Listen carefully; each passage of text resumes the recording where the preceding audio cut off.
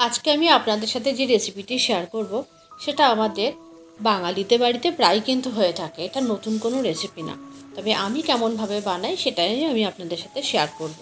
আর একদম অনুষ্ঠান বাড়ির মতো পারফেক্ট আলু পটল চিংড়ি মাছ কিভাবে রান্না করা যায় সেটাই আজকে আপনাদের এই রেসিপিতে শেয়ার করব। আমি কিভাবে বানাচ্ছি একটুখানি দেখবেন। এইভাবে বানালে কিন্তু স্বাদ হবে কিন্তু একদম অনুষ্ঠান বাড়ির মতো। তাহলে চলুন আজকে আমরা আলু পটল চিংড়ি মাছের রেসিপিটা শেয়ার করি। আলু পটল চিংড়ি মাছ বানানোর জন্য প্রথমে যে মেন উপকরণ চিংড়ি মাছ, প্রথমেই কিন্তু আমি চিংড়ি মাছটাকে ভালো করে কেটে ধুয়ে একটু নুন আর হলুদ মাখিয়ে রেখে দিয়েছি।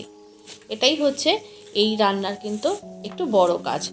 এরপরে আলু আর পটলটাকে দেখুন এরকম টুকরো করে কেটে নিয়েছি, কেটে একটু জলে ভিজিয়ে রেখেছি। আর এদিকে একটা মশলার পেস্ট বানিয়ে নেব। আদা, লঙ্কা এবং পেঁয়াজ, রসুন নিয়ে একটা মিক্সি জারের মধ্যে দিয়ে মিহি পেস্ট করে নেব। এবং ওই জারের মধ্যেই আমি দিয়ে দেবো বেশ কিছুটা পরিমাণ নারকেল আর একটা টমেটো, সেটা দিয়ে একসাথে মিহি পেস্ট করে নেব। এরপরে গ্যাসের উপর আমি একটা কড়াই বসিয়ে দিয়েছি। কড়াইয়ের মধ্যে দিয়ে দিয়েছি পর্যাপ্ত পরিমাণে সর্ষের তেল। রান্নাটা অবশ্যই সর্ষের তেলে করব।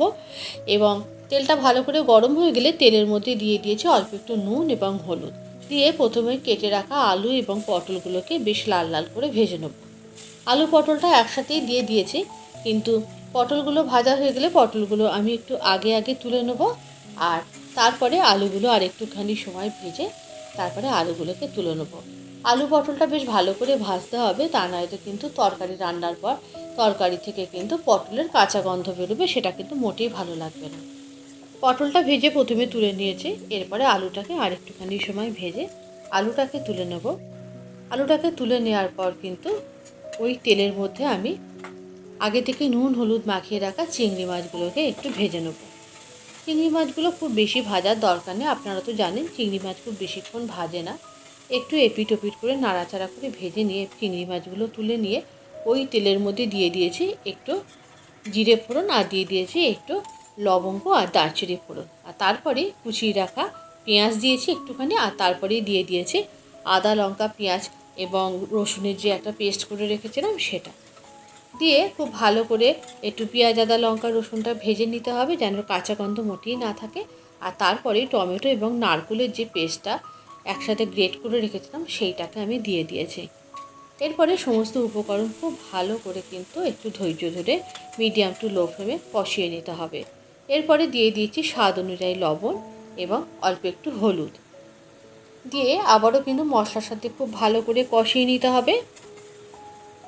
এরপরেই দিয়ে দিয়েছি কিন্তু ভেজে রাখা আলুটা প্রথমে দিয়েছি, তার কারণ হচ্ছে আলুটা একটু সিদ্ধ হতে সময় লাগবে। এই আলুটা কিন্তু মশলার সাথে একেবারে প্রথম থেকেই কষাতে হবে, তাহলে কিন্তু মশলাটাও কষানো হয়ে যাবে, আলুটাও প্যারালালি সেদ্ধ হয়ে যাবে। আর তারপরে দিয়ে দিয়েছি একটু ভালো কালারের জন্য কাশ্মীরি রেড চিলি পাউডার আর দিয়েছি একটু ধনে গুঁড়ো। আমি কিন্তু রান্নাটাতে কিন্তু কোনো রকম জিরে গুঁড়ো ব্যবহার করিনি, আপনারা চাইলে কিন্তু অবশ্যই একটু জিরে গুঁড়ো ব্যবহার করতে পারেন। আর তারপরেই দিয়ে দিয়েছি কিন্তু স্বাদ অনুযায়ী চিনি। অবশ্যই একটু মিষ্টি দেবেন, চিংড়ি মাছের তরকারি একটু মিষ্টি মিষ্টি হলে ভালো লাগবে। আর তারপরে অবশ্যই ব্যবহার করেছি গরম জল দিলে কিন্তু যে কোনো রান্নার স্বাদ হয় কিন্তু খুব ভালো। আর ঠান্ডা জল দিলে না রান্নার প্রসেসটা কিন্তু একটু থেমে যায়, সেক্ষেত্রে কিন্তু রান্নার টেস্টটা কিন্তু ভালো হয় না। ভালো করে আলু পটল কিন্তু সিদ্ধ হয়ে ভালো করে আলুটা সিদ্ধ হয়ে গেছে। তারপরে কিন্তু আমি দিয়ে দিয়েছি পটল এবং চিংড়ি মাছটা। এরপরে পটল আর চিংড়ি মাছটা দিয়ে আর একটু এই 5-7 মিনিট মতো রান্না করে রান্নাটা কিন্তু একেবারেই রেডি হয়ে গেছে। এরপরে নামানোর পালা। এরপরে দিয়ে দিয়েছি একটুখানি ঘরে বানানো গরম মশলার গুঁড়ো, আর তারপরেই দিয়ে দিয়েছে কিন্তু 1 চামচ মতো ঘি না দিলে কিন্তু রান্নাটা একেবারেই অসম্পূর্ণ। ঘি দিয়ে কিন্তু রান্নাটা একেবারেই রেডি। এরপরে আমি কিন্তু রান্নাটা একটা বোলের মধ্যে সার্ভ করে নেব। গরম ভাত, পোলাও সব কিছুর সাথে পরোটা যে কোনো কিছুর সাথে কিন্তু এই রেসিপি ভীষণ ভালো লাগবে। এরপরে গ্রেভিটা একটু ঘন ঘন হয়ে আসলে আমি কিন্তু নামিয়ে নিয়েছি এবং একটা বোলের মধ্যে গরম গরম সার্ভ করে নিয়েছি। আজকের রেসিপিটা আপনাদের কেমন লাগলো অবশ্যই একটু কমেন্ট করে জানাবেন। যদি ভালো লেগে থাকে অবশ্যই একটু লাইক করে দেবেন। আর এই রেসিপিটা কিন্তু নতুন কোনো রেসিপি না, আমি জানি আপনারা সবাই বানাতে জানেন। এই রেসিপিটা অবশ্যই একবার বাড়িতে ট্রাই করবেন আমি কিভাবে বানিয়েছি সেই রকমভাবে। আর কমেন্ট বক্সে আপনাদের যদি কোনো নতুন রেসিপি দেখতে মন চায় আমাকে অবশ্যই আপনারা জানাবেন, আমি সেটা অবশ্যই আপনাদেরকে করে দেখাবো। আজকের রেসিপিটা তাহলে এই পর্যন্ত। সবাই অনেক ভালো থাকবেন, সুস্থ থাকবেন, আর রেসিপিটা কেমন হয়েছে জানাবেন।